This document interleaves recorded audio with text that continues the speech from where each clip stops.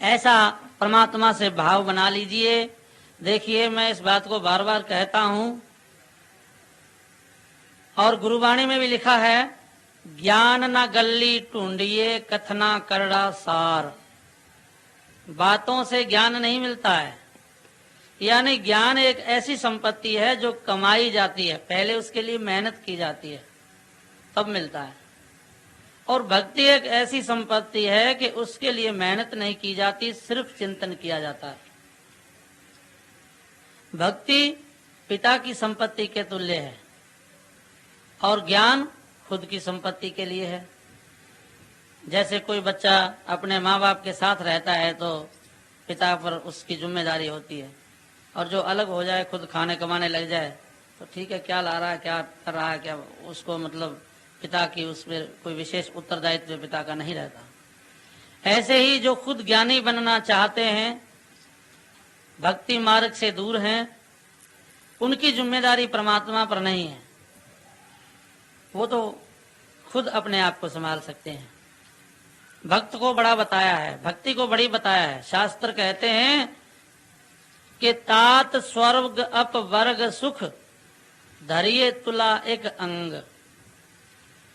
स्वर्ग का सुख,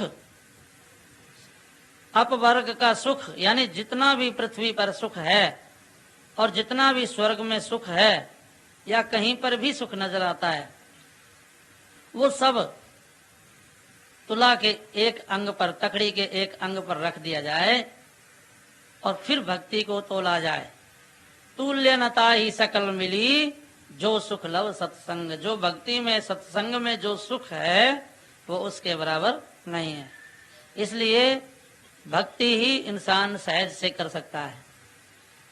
दुर्वासा ऋषि ने ज्ञान के लिए 88,000 वर्ष तक तपस्या की, आखिरी में वो सफल भी नहीं हो पाए। और मीराबाई ने कोई तपस्या विशेष वनों में जाकर तपस्या नहीं की, साधारण रूप से परमात्मा को याद किया और वो प्राप्त, ईश्वर को प्राप्त हो गई। कर्माबाई ने, रूपा दे ने, ऐसे बहुत से उदाहरण हैं, उन्होंने परमात्मा को प्राप्त किया। धारू मेघवाल थे, बड़े अच्छे संत थे, उन्होंने परमात्मा को प्राप्त किया, कुछ करना नहीं पड़ा। रविदास जी महाराज हैं, पत्थर का टुकड़ा था, सालग्राम जिसको कहा है, उसी सालग्राम से सदन कसाई को सुधारा उन्होंने।